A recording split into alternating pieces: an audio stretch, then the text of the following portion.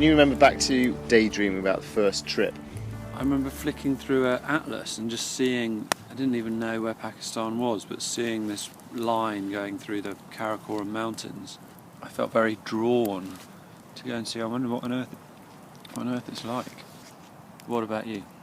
Well, the reason I ask is because I think my reasons for it have changed a lot. I spend so much time now talking about adventure, and I don't often pause to think what it was like before I'd ever done one.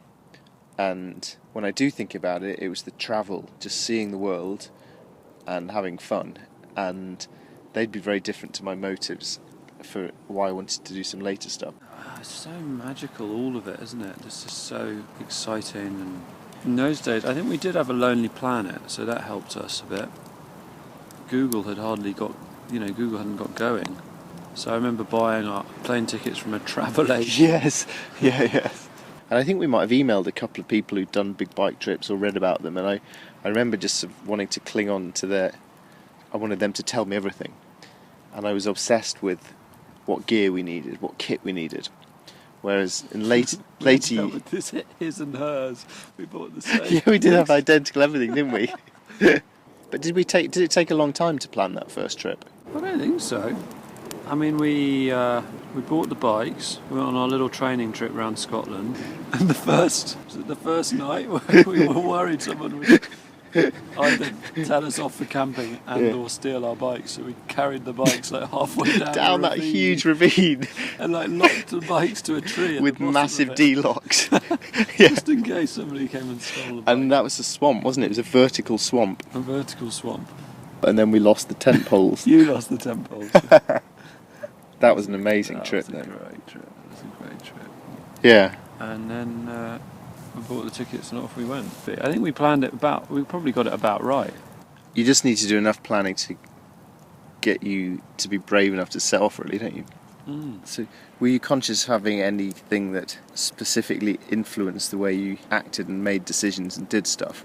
I mean, the two adventurers I always read was Benedict Allen and Ranulph Fiennes. It's so different, but it still gets you into that mindset of let's go and do something crazy and we'll figure it out as we go along. I think the OTC, the army, had quite an impact on me in terms of trying to become tough. Because I'd never really considered myself as a tough person or even trying to be a tough person until I started doing adventures. And then that definitely became a part of what I felt as my identity, was trying to prove myself and do tough stuff. Yeah, I think I still like the tough stuff, which is so stupid. And I think it is quite nice to have some tough stuff, ride into the night and kind of think, what the heck are we doing to the night? And I feel a little bit shortchanged when I don't get enough of those on a trip. And you feel like, wow, that was great. Do you look back on Siberia as being a brilliant trip, cycling through Siberia in the wintertime? Yeah, I do. Do you? Well, I mean, it was hard. It's a great memory, remembering pushing yourself to the limit. It was a proper adventure. It was a proper adventure where the stakes were quite high. Yeah. And that was a great trip. I think taking on a scary challenge is so appealing. But I think maybe now we're getting older, we're less keen on dying. So, I think to find things that are scary without likely to end in death is quite a good, yeah. So if you could go back and tell your younger you and me, planning our first trip in our first year at university, something about adventure, would you have anything useful to say, or would you just let them get on with it and figure it all out? Because that's quite a useful thing to be told, isn't it? And yeah, do more while you're young. I think more time, less money, but just less commitments. When you married, family, that kind of thing.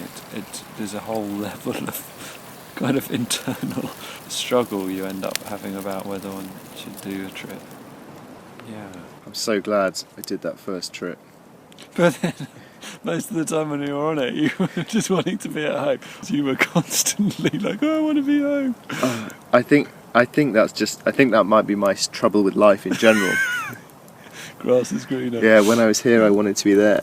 Yeah, I definitely suffer from that. And that's what I think now, looking back over all the trips and the years, is quite a good thing, just to remind me that actually it's been alright. I don't need to beat myself up the whole time. Yeah, it's been good. Yeah, gosh.